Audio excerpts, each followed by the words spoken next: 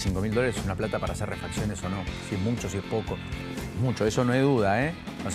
No cualquiera refacciona una casa por $245.000, ni mucho menos. Las refacciones son 50, 80, $100.000. Casa de 100, 200 metros cuadrados, 300. Pero eso es lo que declaró el contratista ante la justicia por pedido del fiscal Polichita hoy, en carácter de testigo. Bueno, hablando de Manuel Adorni, en la conferencia de prensa intentó salirse del capítulo judicial y meterse de lleno en un aspecto muy importante que apareció en el boletín oficial, de los dos aspectos relevantes que aparecieron hoy en el boletín oficial y del cual vamos a hablar también más adelante,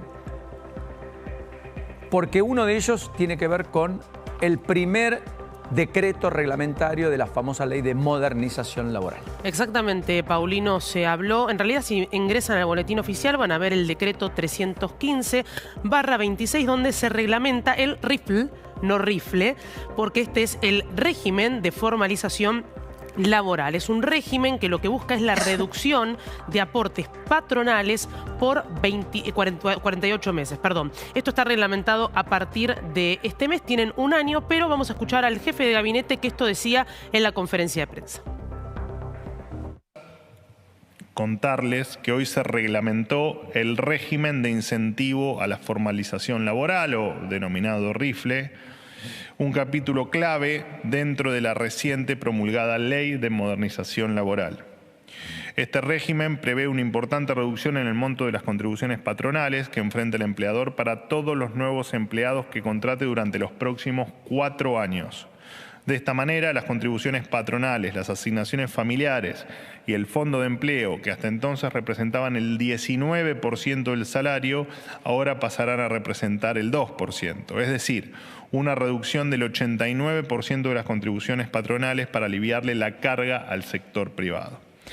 Bueno, recién estábamos mirando también con Fátima cómo estaba compuesto, digamos, el boletín oficial, qué es lo que indicaba. Y la realidad es que realiza una baja sustancial de las... No lo explicó muy bien. Para mí estaba nervioso, no lo explicó bien. Pero en el boletín oficial, en la resolución, por lo menos lo que indica es que, vamos a poner un ejemplo numérico fácil, de 200.000 pesos, un empleador, si contrata a ciertas categorías de trabajadores, va a pasar a pagar 50.000. ¿Cuáles son estas? En un periodo determinado. En un periodo determinado, porque son 48 meses. Es decir, estarían exentos, no, van a estar exentos por 4 años. En este caso, si contratan, por ejemplo, a personas informales, si contratan, por ejemplo, a personas que han salido del Estado. Esto es en los 3 niveles, ex empleados a nivel nacional, provincial o municipal. También para monotributistas que no hayan tenido previamente un empleo formal. En estas distintas categorías, en el caso de que contraten, van a tener estas exenciones de las distintas contribuciones patronales.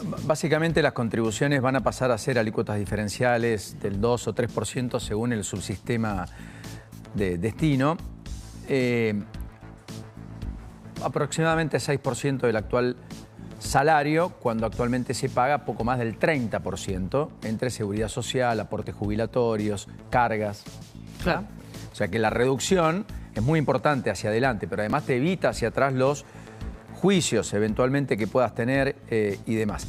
Está ya Federico Domínguez. Muchos me dicen, dijo rifle Adorni. Sí, dijo rifle Adorni. Sí, dijo rifle. Dijo rifle. O sea, Malena aclaró muy bien, no es rifle, pero Adorni dijo rifle, así que eso muestra también. Está ya Federico Domínguez. Federico, ¿cómo le va? El gusto de tenerlo. ¿Cómo está? ¿Qué dice? Buenas tardes. ¿Cómo estás, Paulino? Muy bien, ¿vos? Un gusto, muy bien. Bueno, este es un primer capítulo, me decía Julián de Diego hoy, que estuvo trabajando en la redacción de esta reforma. Primer capítulo de los tantos que se vienen, muy importantes, entre otros la reglamentación que se va a hacer de los servicios esenciales, los límites a las huelgas, aspectos vinculados inclusive a la primacía de los convenios colectivos inferiores respecto a los superiores. Todos aspectos muy novedosos en términos de legislación laboral. Pero este es el primer capítulo. Si lo tenés que traducir simple, con Mal intentamos hacer una primera aproximación. ¿Qué tenemos que saber? A ver, me parece muy importante poner esto en el contexto del mercado laboral argentino. Argentina no genera empleo formal hace décadas, está estancado el empleo formal. Entonces, ¿qué pasó? Debido a que la carga impositiva, regulatoria, las contingencias eran tan elevadas, las empresas empezaron a contratar mediante monotributo o en la informalidad. De hecho, el promedio de ingreso de los monotributistas es más alto que el de los trabajadores registrados formales. Esto es un paso muy importante porque genera los incentivos a las empresas a que contraten trabajadores registrados formales con una carga de aportes, con una carga impositiva sustancialmente menor. Pero esto, sin el resto de la reforma, yo creo que no tendría ningún efecto, porque acá lo importante es que esta nueva ley lo que le da es más previsibilidad, tanto al empleado como al empleador. Para el que está en negro y pueda acceder a un empleo formal, significa poder acceder a una tarjeta de crédito, a una obra social, como es un crédito hipotecario en el futuro, ingresa en el universo formal. Y para el empleador esto le da más previsibilidad, porque sabe que los juicios laborales, las demandas están más acotadas, tienen que ser planteos lógicos, se modifica la fórmula indemnizatoria, hay más flexibilidad, como bien comentabas recién, con los convenios laborales por empresa tienen preponderancia por sobre los convenios por rama de actividad. Es comenzar a desarmar este modelo laboral que viene desde el primer peronismo, inspirado en el modelo del fascismo italiano, ¿no? En la Carta del Lavoro. Esto es un gran avance. Entonces, esta reglamentación que se publicó hoy hay que verla en el conjunto de la reforma.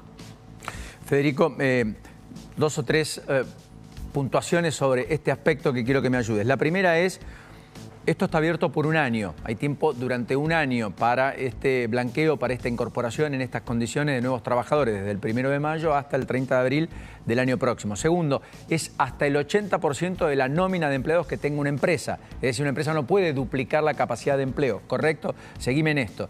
Y lo tercero, la idea de blanqueo de un trabajador, de incorporarlo, te evita todo hacia atrás, eventuales demandas por el pasado, mala registración anterior o multas o punitorios que tengas que pagar por no haber hecho justamente todo ajustado a derecho.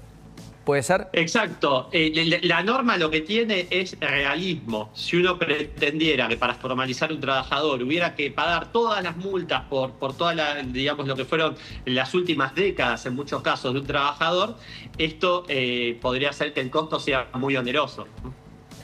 Federico, es interesante esto del incentivo a contratar.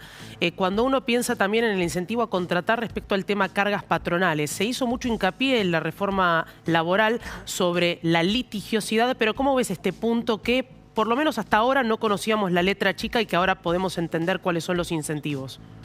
Sí, bueno, un punto importante es el fuero donde se van a tratar las demandas laborales. Esto pasa del fuero nacional al fuero de la ciudad de Buenos Aires, que es un fuero mucho más equilibrado en cuanto a balancear las demandas de los trabajadores y de las empresas. Segundo, digamos, hay, por ejemplo, los acuerdos extrajudiciales. Hay un montón de cuestiones que hacen que los procesos legales no sean tan largos, porque cuando hay una demanda laboral y dura 5 años, eso no le sirve ni a la empresa ni al empleador. Para la empresa es una contingencia enorme que dura muchísimos años, y para el empleador que se quedó sin trabajo lo que necesita es cobrar en el momento, no estar litigando durante 5 años. Por eso el fondo de cese en este contexto hace sentido, porque le da mucha más previsibilidad también a las empresas, y esto evita que muchas pymes frente a una demanda laboral puedan terminar en una situación de quiebra. Debería comenzar a regir a partir del 1 de junio, ¿no? El Fondo de Asistencia Laboral, es decir, todavía no está. Entiendo que sí, y que por otro lado también, bueno, hay que hacer todos los mecanismos de inversión y todo lo, digamos, y la reglamentación. La reglamentación para poder hacer el manejo de estos fondos, ¿no? ¿Y vos creés que realmente esto, esto tiene que ir acompañado? ¿Viste cuando preguntan si tiene que ir acompañado también de la actividad económica? Digo, ¿qué notás vos en esos indicadores que puedan impulsar, si le van a impulsar a la reforma? ¿Vos sos optimista? Sí, a ver, siempre hay que mirar, me parece bien el enfoque, hay que mirar esto en su conjunto, ¿no? No es solamente la reforma laboral, es la reforma laboral, son bajas de impuestos que hubo los últimos 2 años, son desregulaciones. Y respecto al tema de la actividad económica, yo creo que hay un indicador que es muy positivo, que es la demanda de dinero y la compra de dólares que vimos por parte del Banco Central en lo que va del año. El Banco Central compró en lo que va del año más de 7.000 millones de dólares, en un contexto de fuerte baja de la tasa de interés y de apreciación del tipo de cambio. Eso lo que te está diciendo es que hay mayor demanda de dinero. Y eso se traduce en que la inflación va a ser más baja en los próximos meses y que estas menores tasas de interés deberían impulsar el crédito. Todos factores que son expansivos para la actividad económica, para la, como se dice, para la micro. Vos tenés sectores vinculados al comercio exterior que están creciendo muchísimo y van a seguir creciendo muchísimo.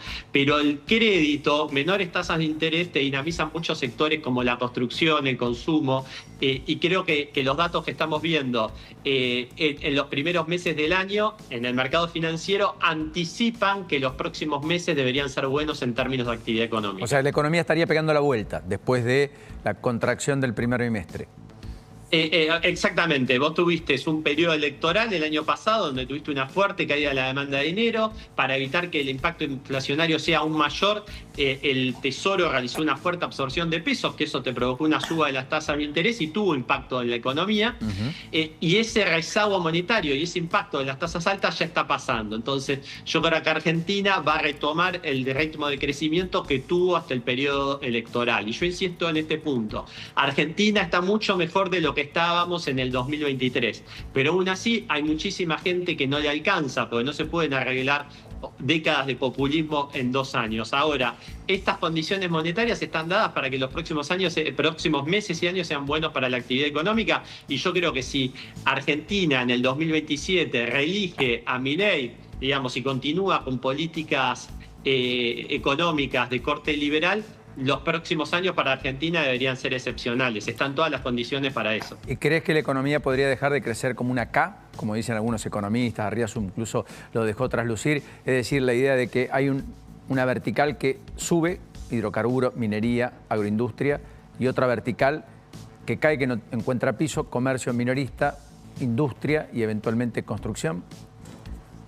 A ver, yo como lo que estoy viendo es, tenés esos sectores vinculados al comercio exterior que crecen muy por arriba del promedio de la economía, pero en términos generales lo que vemos es que la estabilización económica en relación al diciembre del 2023, que te permitió una fuerte baja de la pobreza del 54% a la zona del 30% y una recuperación de los salarios reales, que después esa recuperación es dispar. Vos tenés los salarios públicos que están por debajo, que cayeron bastante, los salarios formales que crecieron y los salarios informales que crecieron muy por arriba de la media. Con una medición un poco vieja. Los salarios informales. Bueno, cuesta encontrar justificativo para que el salario informal haya triplicado el poder de compra en 2 años, ¿no? Mientras, no es que triplicó el poder de compra, pero sí que hubo una recuperación. Perdón, cuando digo triplicó, es triplicó los ingresos. La recuperación se da principalmente en los salarios y sobre todo en los salarios más bajos, porque los alimentos aumentaron por debajo de la inflación general y eso tiene un impacto muy positivo sobre el bolsillo de los que menos dan. Federico, como siempre, enorme placer. Hasta la próxima. Muy amable. Un placer, un abrazo. Gracias, Federico Domínguez, allí ayudándonos a entender, en principio, lo que pasó en el decreto que se conoció hoy dentro del boletín oficial respecto a la reducción de cargas patronales, primero de los varios capítulos que se vienen de reglamentaciones respecto a la reforma laboral, modernización laboral, pónganle el nombre que ustedes quieran, que votó el Congreso este año. Y que a la postre termina siendo una medida icónica de este gobierno, histórica, porque no se había logrado en los últimos 43 años del regreso de la democracia. Básicamente porque en el Senado la mayoría la tuvo el peronismo siempre, o en su defecto el poder de veto. Y eso concluyó en diciembre del año pasado, donde el peronismo tiene, o a partir de entonces ostenta, la primera minoría, pero nunca en las condiciones que ostentó esa primera minoría en el pasado, con solo 24 senadores de 72. Siempre tuvo 37 o más, para entender, digamos, lo que sucede, con lo cual la llave para cualquier reforma de ese tipo, que intentó Macri, que intentó De la Rúa, que intentó Alfonsín, siempre la tenía el peronismo.